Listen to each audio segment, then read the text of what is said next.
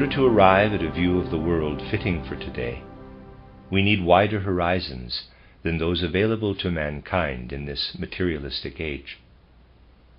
This applies especially in connection with spiritual science, and I have already referred to this necessity repeatedly in the preceding lectures. By wider horizons, I mean that to comprehend today's world, and in particular human events, we shall have to have recourse to concepts which originate in spiritual science. The fact that the greater part of humanity has so far rejected such wider conceptual horizons in relation to all fields of life and knowledge is connected with the karma of the present time. With these wider concepts in the background, we can characterize one aspect of our life by saying that objectively, evolution has outdistanced mankind in the 19th and 20th centuries. Today's events most thoroughly demonstrate this situation. One of the most prominent events of the age of materialism is material progress. That is, progress involving all the things that can be accomplished in the world by material means. This material progress is served by the sciences of the age of materialism, and it is especially typical of these sciences that they are growing ever less and less interested in the spiritual world. They strive more and more to become a mere summation of concepts and ideas which can be applied to external material phenomena. The course of this development finds its strongest expression in the most external of all material matters, mechanical procedures. Factories, industry, machines, these things have attained the highest degree of perfection during this age of materialism. And it is in the very nature of these things that progress in these fields has been non-national, you could say international. It is world progress. For whether a railway or something similar is built in England, Russia, China, or Japan, the laws which have to be taken into account, the knowledge needed, are the same everywhere, since everything is accomplished in accordance with mechanical requirements, which are detached from man. In these fields, an international principle has indeed taken hold in the widest possible manner. Over the years, during our lectures on spiritual science, we have often said, in connection with one aspect or another, that there is a body on the earth, a body which is spread over the whole earth. This body needs a soul, and this soul should be equally international.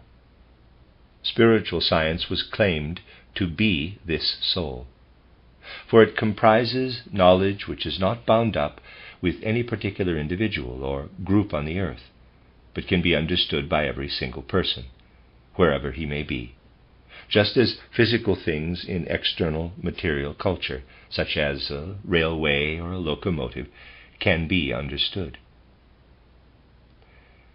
We have often stressed that a blessing and salvation for human evolution can only come about if the development in the bodily realm is accompanied by a development in the realm of soul and spirit. For this to take place, it would be necessary for people to make just as much effort to understand spiritual matters as external circumstances force them to make. They would far rather be forced than use their freedom to understand the demands of material progress.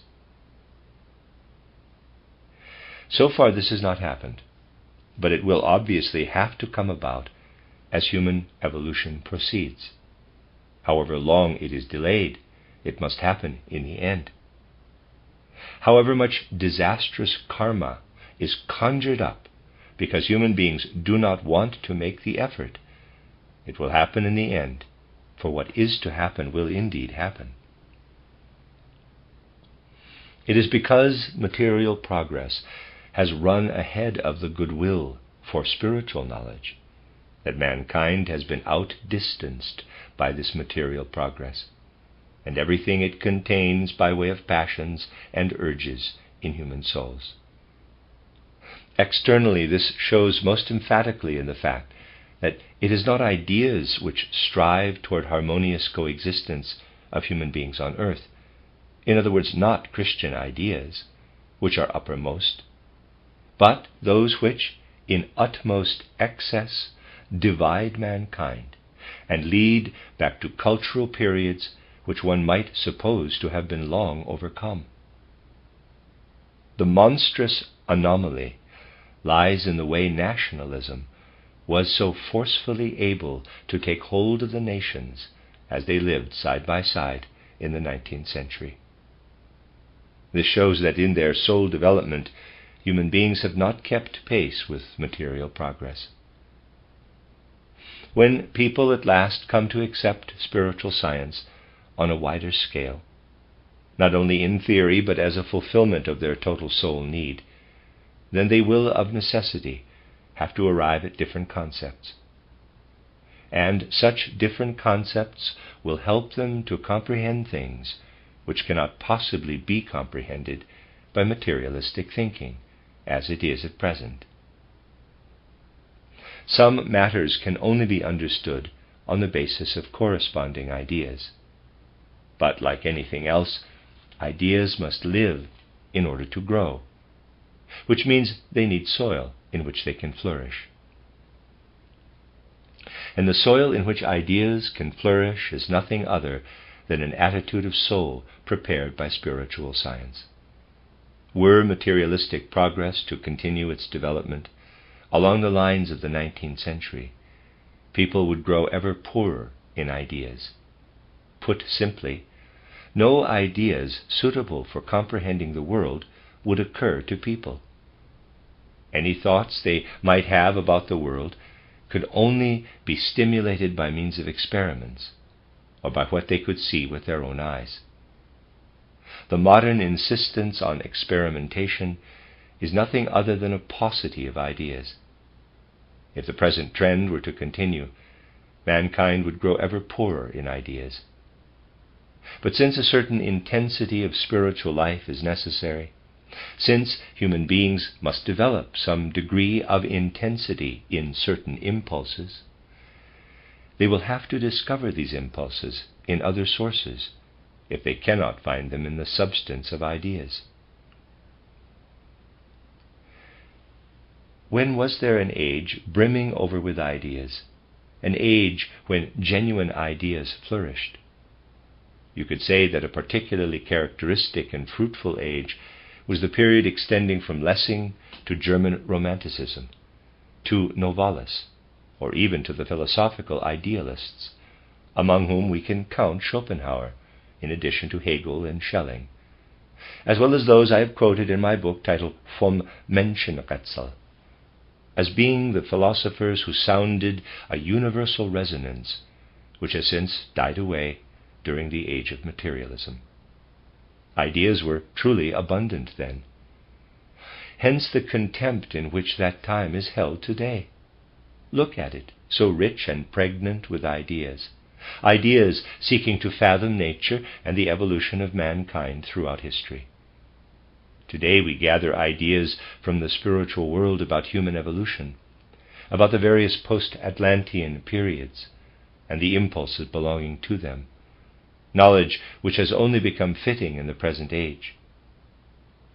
Yet just look how close this is to that fertile idea brought forward by Schelling, Hegel, Novalis, Franz von Baader, though it originated with Jakob Böhme. They said that human evolution passed through a period of history. This was, as much as they could see without the help of spiritual science, a first period of history in which the principle of God the Father ruled. This was the period characterized in the Bible by the Old Testament and the heathen religions. They called it the Age of the Father. This was followed by the Age of the Son, during which the idea of the mystery of Golgotha was to become embedded in mankind. Finally, as an ideal for the future, they saw the Age of the Spirit, the Holy Spirit, which they also called the Age of John. For they believed that not until then would the great impulses of the John Gospel be realized.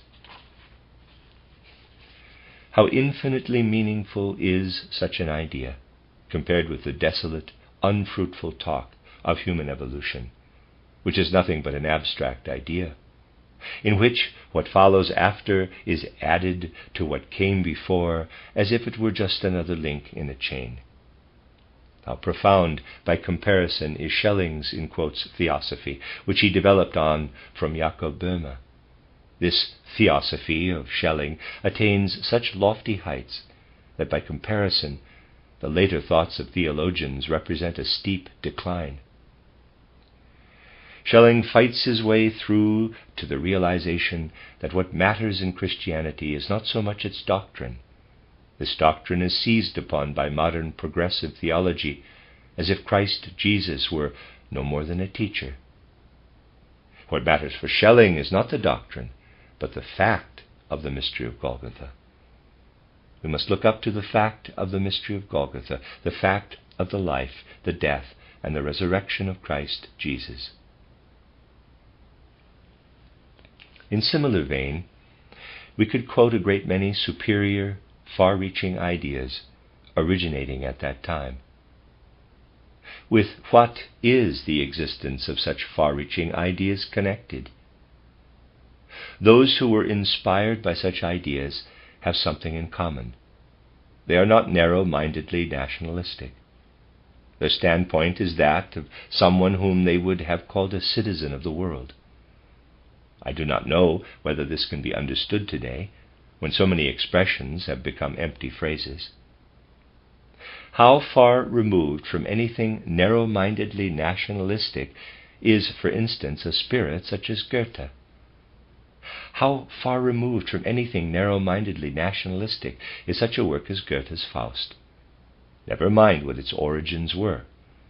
Of course, Faust can only stem from the culture of Central Europe. But in the form it has achieved as a poetical work at the hands of Goethe, it would be absurd to ask Faust to show you his birth certificate. Yet this absurdity has become a reality, a fact, in our time.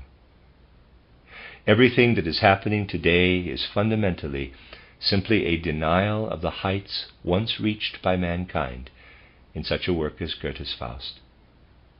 Yet such a work shows us that mankind could have progressed further than is the case today, or indeed than will be the case in the near future. I have told you, however, that the human soul needs a certain degree of intensity in its impulses. If it cannot reach up to ideas, it will take this intensity from elsewhere, from obscure, unconscious soul forces, from forces that rush up from the spirit of the blood. Fundamentally, nationalism is nothing other than a consequence of the lack of ideas. Mankind's primary need now is the will to rise up to ideas. But it has to be said, if this is to succeed, something else will be needed too, namely an understanding for the element of grace which can come from the spiritual world. For it is not possible to win through to the spiritual world from a starting point of a limited sum of preconceived opinions. The spiritual world can only be reached by keeping the soul open for whatever wants to enter in, by desiring not merely to judge, but also day by day to enrich one's ability to judge.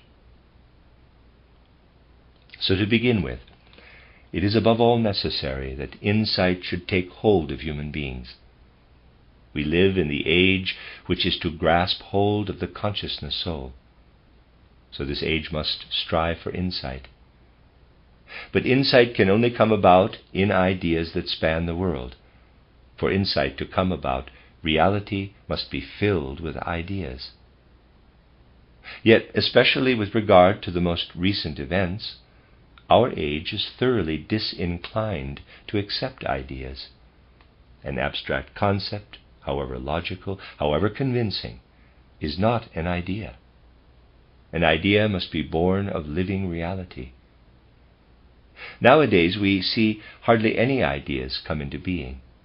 Instead, we are surrounded by an insistence on abstract concepts.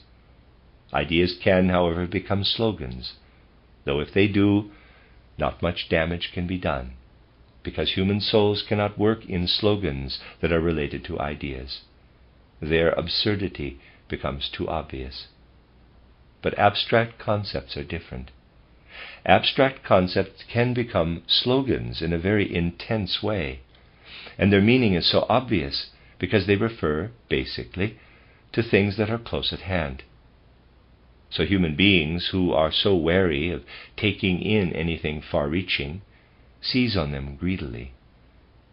But abstract concepts do not have a basis in reality.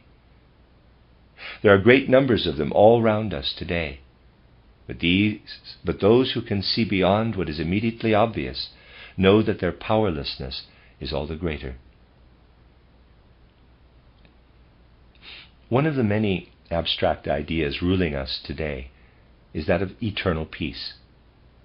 In the way this is handled, it is an entirely abstract concept which does not spring from a living understanding of reality.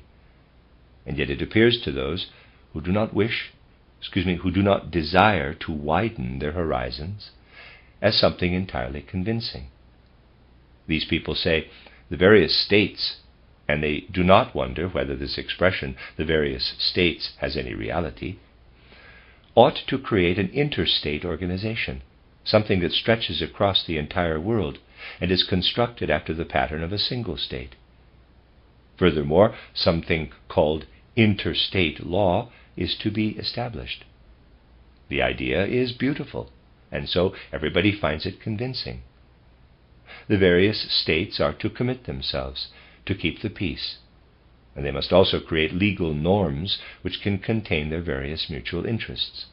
All very nice.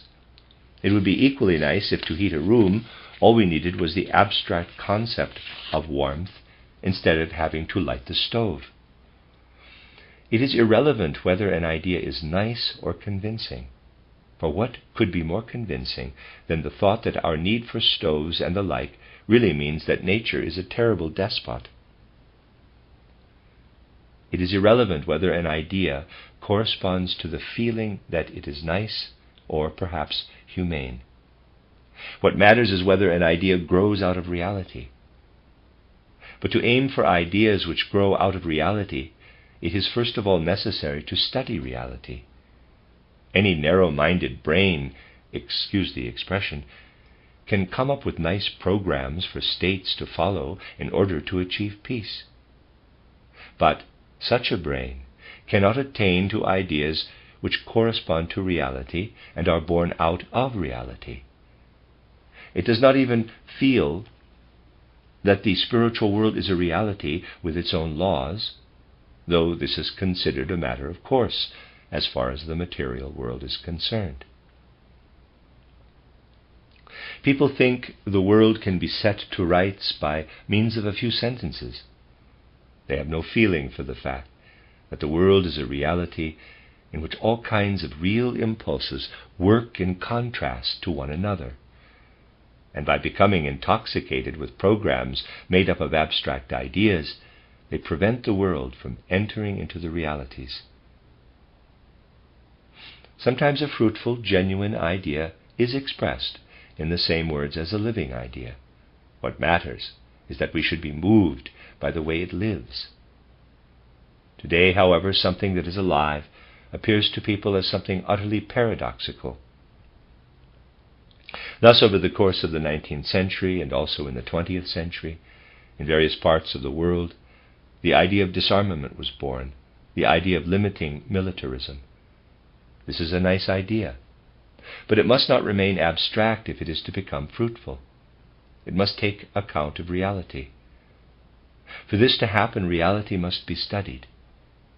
It is all very well to meet somewhere and say all countries must disarm.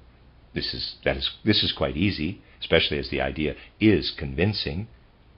But either none of them will actually do so, or some of them will not do so. And even if they all do so, they would very soon start to rearm again if the initial impulse is not truly alive. But if you try to point out only those impulses which are truly fruitful, you are in danger of being considered by most people to be utterly foolish. For these days, what is most sensible is considered to be most foolish. When I say sensible in this connection, I mean that which is most in tune with reality. As I said, the idea of disarmament, the idea that all militarism should gradually be dismantled, is a good idea. But it will never be possible to realize it by reaching a formal conclusion about it in some committee of representatives from all states. It can only become reality if a corresponding reality takes hold of it. What do I mean? How can disarmament be achieved? Yes, it is necessary to be very concrete in one's expressions. It is indeed a fact that at a number of points during the 19th century, it could have been possible to draw closer to the thought of disarmament and transform it into a real idea. How, for example? Supposing someone had had the idea before the year 1870. How could it have been realized? Before 1870, a step could have been taken toward the idea of disarmament, a step which would have been very fruitful for mankind. But now I have to say something that today would be regarded as utterly foolish. No approach to the idea of disarmament could have been made by means of some kind of treaty between the various states. This is totally fruitless, however nice it may sound. It would, however, have been fruitful if a particular state, one that was in a position to do so, had begun to disarm, had made disarmament a reality for itself.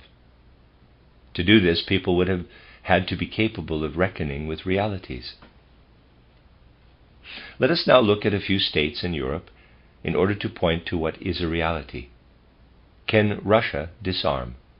Certainly not just like that, for beyond Russia lies Asia, and if Russia were to disarm, she would have no defenses against the invading peoples of Asia, who would most certainly not disarm. So, for Russia, disarmament is out of the question. There was no German Reich before the year 1870, but how about the entity that did exist at that time? Could it have disarmed? On the eastern border, there would have been a state that was not in a position to disarm, so it follows that here, too, disarmament would have been impossible. But there is one state which could have disarmed, thus setting a wonderful example, and at the same time bringing into reality in modern times what it is almost trumpeting forth with words, and that is France. Before 1870, France was in a very good position to disarm, and in consequence the War of 1870 would never have taken place. Even since then, as regards Europe, not the colonies, France would still have been in a position to proceed with disarmament at any time. This would have been a beginning, and attention could then have been turned to the east. Obviously, those whose thinking is abstract will object. Ought France to have exposed herself to the danger of attack by Germany? There would have been no such danger, because if a country becomes involved in a war, the cause is invariably the fact that it is capable of war, that is, that it practices militarism. It can be forced to practice militarism, but no country which does not practice militarism would be attacked if its neighbors had no interest in attacking it. Switzerland, of course, has never been in a position to do without materialism. You cannot apply the conditions of one situation to those of another. Equally, you may not say, in the abstract, that Germany would in any case have coveted Alsace-Lorraine. This is nonsense. Why should she have coveted Alsace-Lorraine under any circumstances? Bismarck said that to annex Alsace-Lorraine merely because some of the population were German was an impossible and crazy academic theory. The only reason there has ever been is one of military security. For so long as France is a military power in possession of Alsace, you can reach Stuttgart more quickly from France than you can from Berlin. The only reason there has ever been for attaching Alsace to the German Reich is that of achieving military protection on the western frontier. This may seem to be a paradoxical idea at first, but for our abstract thinking, which is the twin brother of materialism, realities do indeed appear to be paradoxes. If you picture to yourselves that France started to disarm before 1870, you will begin to realize just how much could have been set aside if only thinking at that time had been based on reality. By considering such ideas, a thinking based on reality could be greatly expanded. Naturally, ideas based on reality do not always come to fruition, for the simple reason that other impulses might be stronger. But this is nothing against reality. A flower can grow entirely in accordance with its own laws, own real laws, but if a cartwheel flattens it, it cannot develop. Our thinking must be true, and if an idea fails to come to fruition at some point, this is of itself no proof that it was not based on reality. This is what I wanted to say about saturating ideas with reality. It is as pointless to have a wonderful idea about some machine if you lack the mechanical knowledge with which to construct it, as it is to have all sorts of ideas about states and the like if you are incapable of gaining insight into the real impulses, which in this case could be attained through an understanding of the spiritual realm, the spiritual world. This, then, is one of the points to be made, the saturation of ideas with reality. The other concerns the extent of the horizon, the will to extend one's view to wider horizons. In the last lecture, I read to you some of the judgments on the nature of the German people expressed by someone who is, after all, an important personality. Judgments which he expressed in a long novel about recent times, which caused a very considerable stir.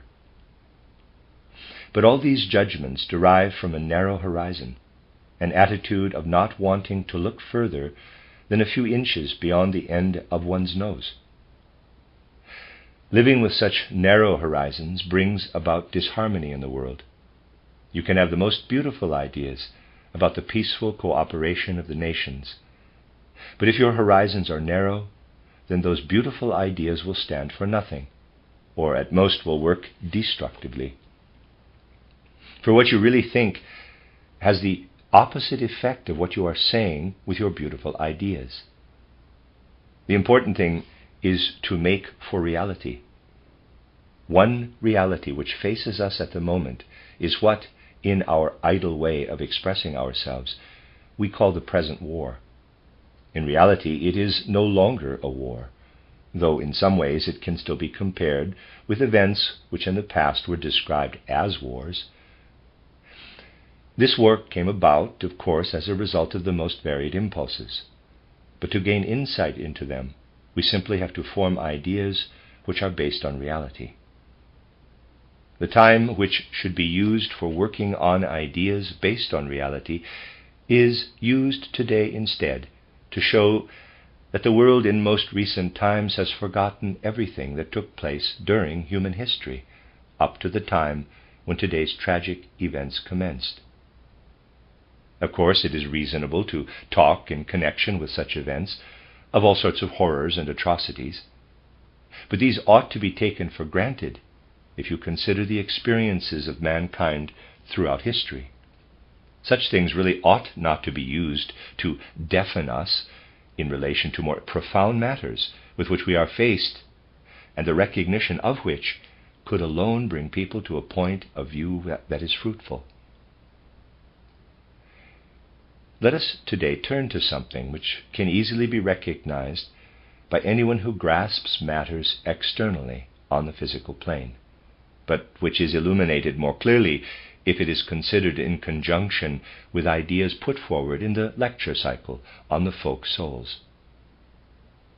Among the various causes which have led to today's tragic events, there are a number which could become increasingly clear to those also who consider the external world by itself, if only people would be willing to extend their horizons. The British Empire possesses 1/4 of the entire land surface of the globe. The British Empire and France and Russia together possess 1/2. A coalition between Russia, France, the British Empire, and America would account for approximately 3/4 of the Earth's land surface. So there would be 1/4 left over. This figure ought of itself to speak volumes to those who work with reality. Let us, however, look at that quarter which is contained in the British Empire. Here we have, to start with, the quite small territory covered by England, Scotland, and Ireland. England, Scotland, and Ireland by themselves in no way constitute the British Empire.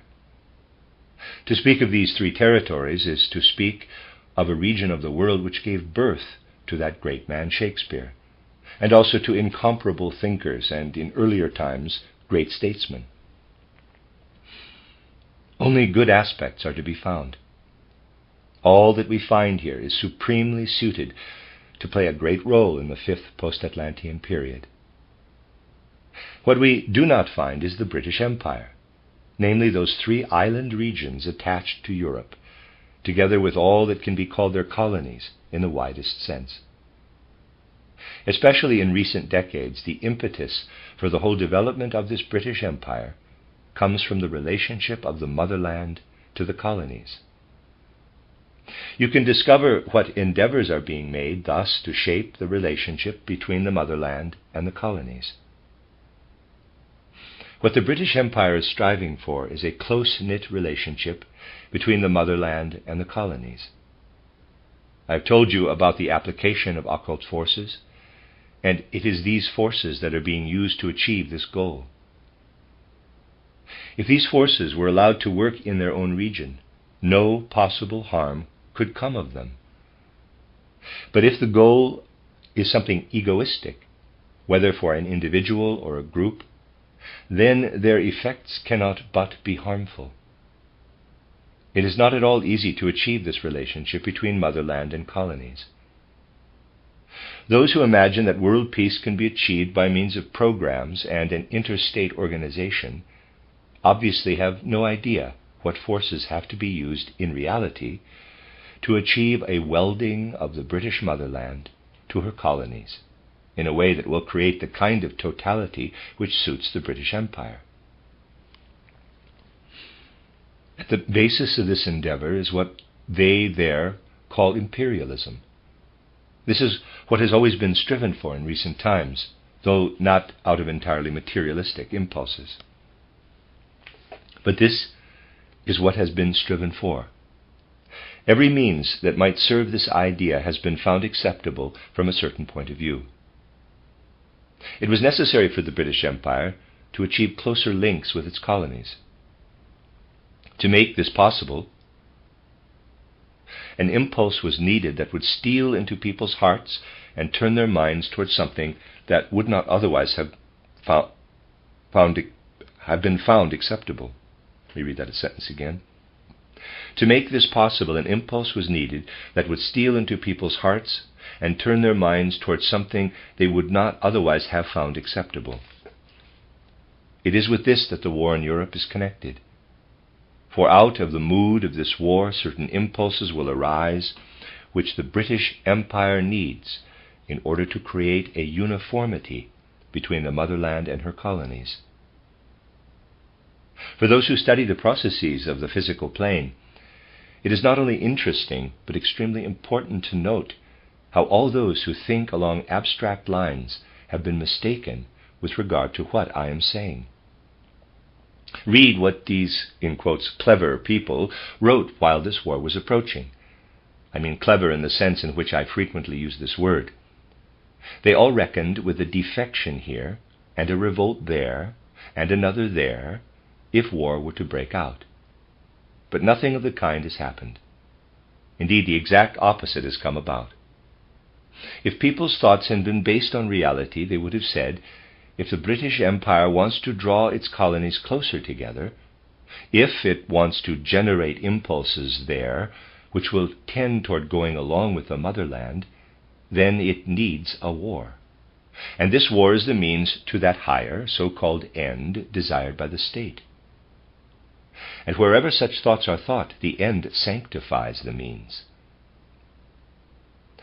Now is the moment when this fact should become particularly obvious to people. Speaking at present about the evolution of the British Empire, we should always take two significant streams into consideration. The one is the more or less puritanical stream. This word only describes one element of it, though probably correctly, which comes into its own in all that is excellent in the British nation. This puritanical stream was to a great extent dominant in British politics right up to the 90s of the 19th century. But during the 90s, a change came about when the imperialistic stream became stronger and more important than the puritanical stream. Certain people had a good feel for the approach of imperialism. Indeed, it is remarkable how good this instinct was.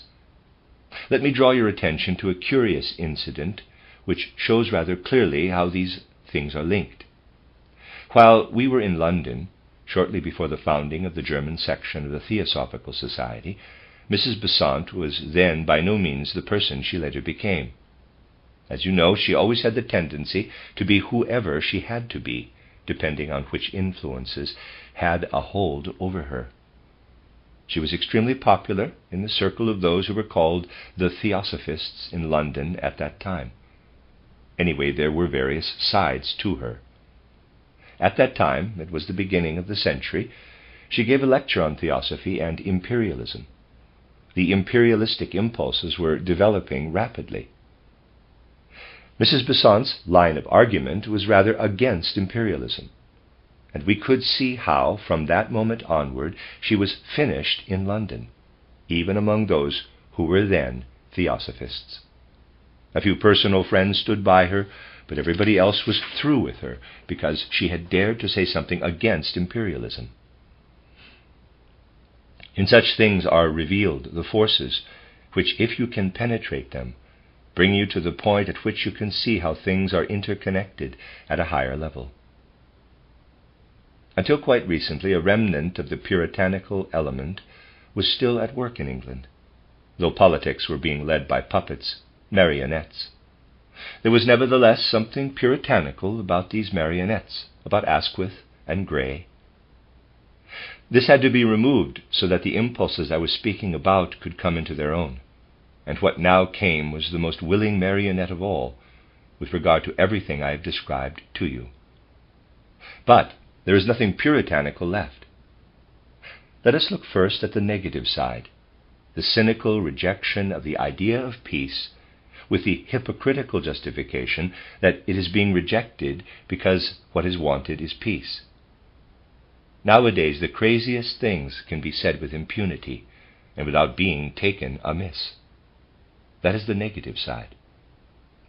On the positive side, we have an event of the greatest imaginable importance, the gathering of colonial ministers, which is one of the first actions of this man who has been placed by a negative miracle in one of the highest positions in the world.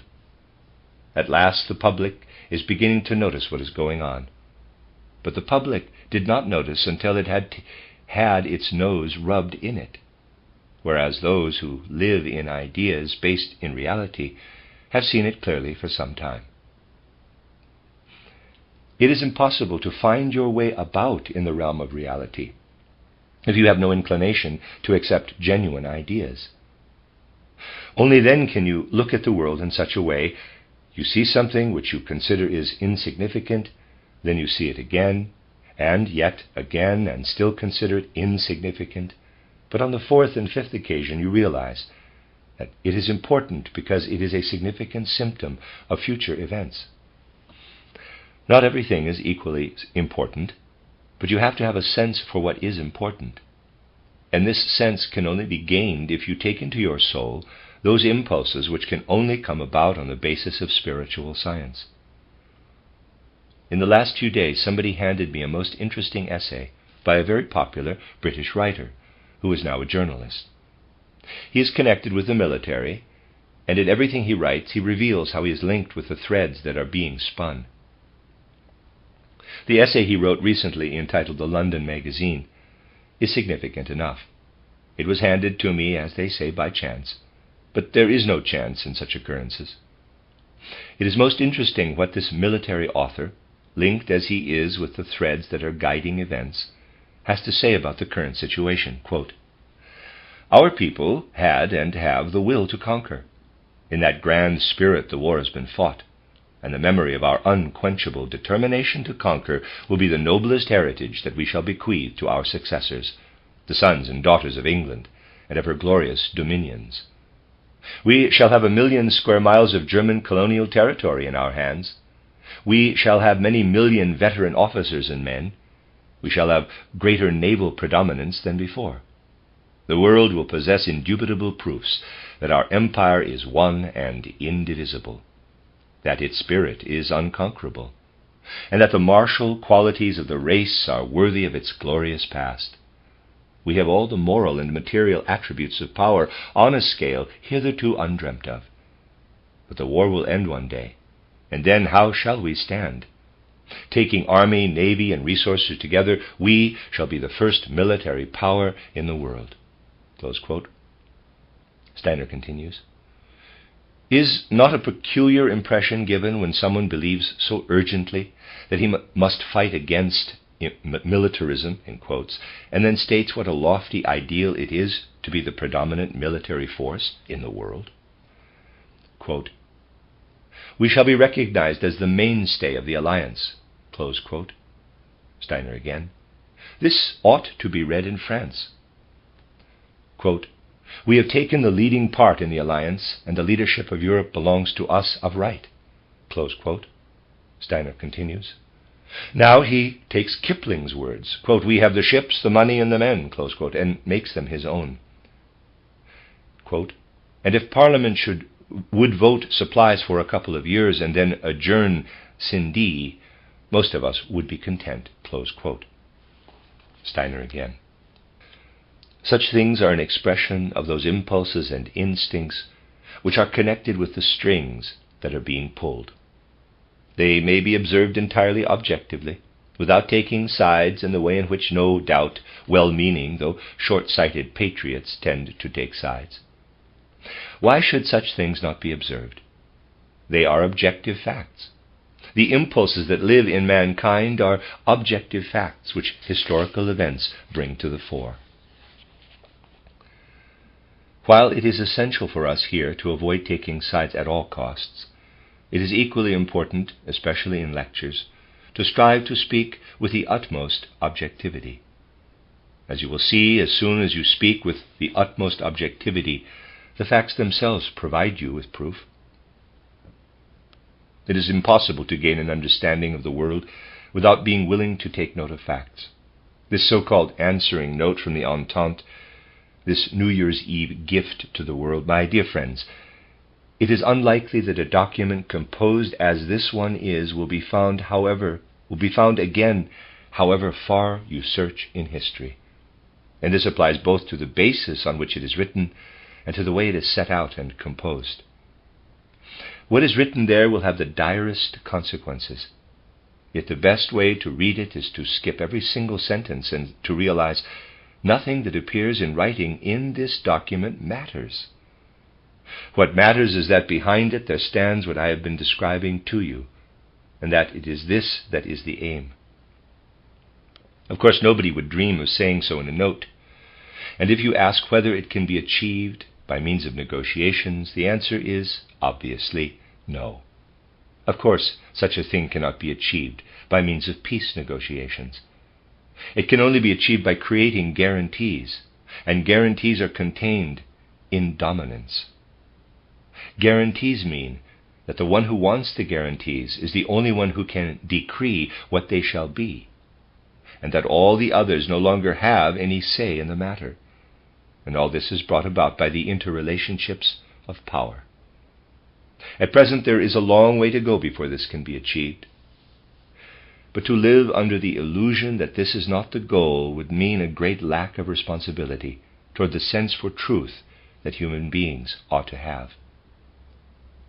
Let nobody suppose that what I have said is directed against the British people. for I make a distinction between this British people and those who pull the strings, if I may use this expression, those who stand behind the events in the way I have frequently described. Neither is it necessary to identify oneself with such impulses, though obviously it cannot be my task to prevent someone from doing so.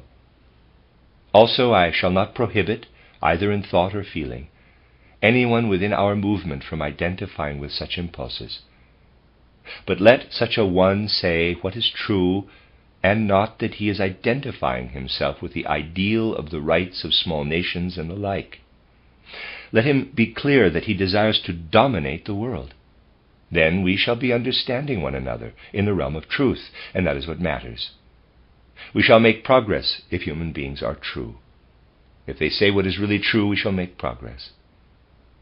However terrible the truth may be, it will get us further than what is untrue.